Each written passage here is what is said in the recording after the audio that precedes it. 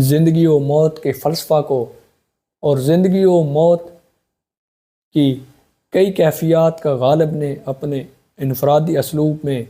بیشتر اشعار میں اس کا بیان کیا ہے۔ مثلاً غالب لکھتا ہے، قید حیات و بند غم اصل میں دونوں ایک ہیں، قید حیات و بند غم اصل میں دونوں ایک ہیں، موت سے پہلے آدمی غم سے نجات پائے کیوں؟ کہ جو زندگی کی جو قید ہے وہ اور بند غم کے جو غم کی بندشیں ہیں کہ جن کی وجہ سے آدمی غم سے چھٹکارا حاصل نہیں پا سکتا، تو اصل میں یہ دونوں چیزیں ایک ہی ہیں، یعنی جو غم کی قید ہے وہ اور جو قید حیات ہے کہ زندگی کی جو قید ہے، جو زندگی کی بندش ہے یا جو زندگی کا قید خانہ ہے، اصل میں یہ غم اور زندگی کا قید خانہ دونوں ایک ہی کیفیات ہیں۔ تو موت سے پہلے آدمی ان سے دونوں سے چھٹکارا حاصل نہیں کر سکتا۔ پھر ایک جگہ کہا، ہیں زوال امادہ اجزاء افرینش کے تمام، ہیں زوال امادہ اجزاء افرینش کے تمام، مہر گردوں ہے چراغے رہ گزرے باد جاں۔ کہ دنیا کی جو رونقیں ہیں، دنیا کی چکا چوند جو روشنیاں ہیں، یا دنیا کے جتنے بھی اجزاء ہیں وہ تمام کے تمام زوال پذیر ہیں، زوال آمادہ ہیں، انہیں زوال آنے والا ہے۔ تو جو مہر گردوں کہ یہ دنیا کا جو سورج ہے یہ گویا ایک اس چراغ کی مانند ہے کہ جو ہوا کے دوش پر رکھا گیا ہے، کہ جب چراغ جلتا ہے اور ہوا کے دوش پہ تو اس کی زندگی زیادہ طویل نہیں بلکہ قلیل ہوتی ہے، تو جب ہوا چلتی ہے تو بالیقین تھوڑے ہی عرصے بعد یہ چراغ بجھ جاتا ہے، یہ اسے بجھا دیتی ہے۔ تو جس طرح دنیا کے سارے اجزاء زوال آمادہ ہیں، اسی طرح سورج بھی اس چراغ کی مانند ہے جس کو عنقریب ہوا اس کو بجھا دے گی، اس کی زندگی کا خاتمہ کر دے گی۔ پھر کہا، یک نظر بیش نہیں فرصت ہستی غافل، یک نظر بیش نہیں فرصت ہستی غافل، گرمی بزم ہے ایک رقص شرر ہونے تک۔ کہ فرصت ہستی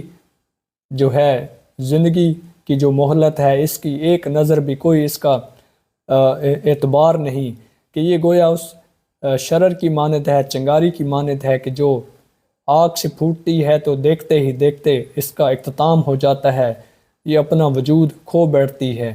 تو زندگی کا کوئی بھروسہ نہیں، کسی بھی لمحے اس کا اختتام ہو سکتا ہے۔ تو پھر ایک اور مشکل شعر میں کچھ یوں کہا، نظر میں ہے ہماری جادۂ راہ فنا غالب، نظر میں ہے ہماری جادۂ راہ فنا غالب، کہ یہ شرازہ ہے عالم کے اجزائے پریشاں کا۔ اس شعر میں زندگی و موت کا بہت ہی انفرادی فلسفہ خوبصورت ترکیب کے ساتھ غالب نے بیان کیا ہے کہ نظر میں ہے ہماری جادۂ راہ فنا غالب، کہ زندگی کی جو راہ ہے، زندگی کی ڈگر ہے، اس پر ہماری نگاہ مرکوز ہے، ہماری توجہ اس پر اٹکی ہوئی ہے، یعنی نظر میں ہے ہماری، کہ ہماری نظر میں ہے، ہم دیکھ رہے ہیں، ہم نظارہ کر رہے ہیں جادۂ راہ فنا،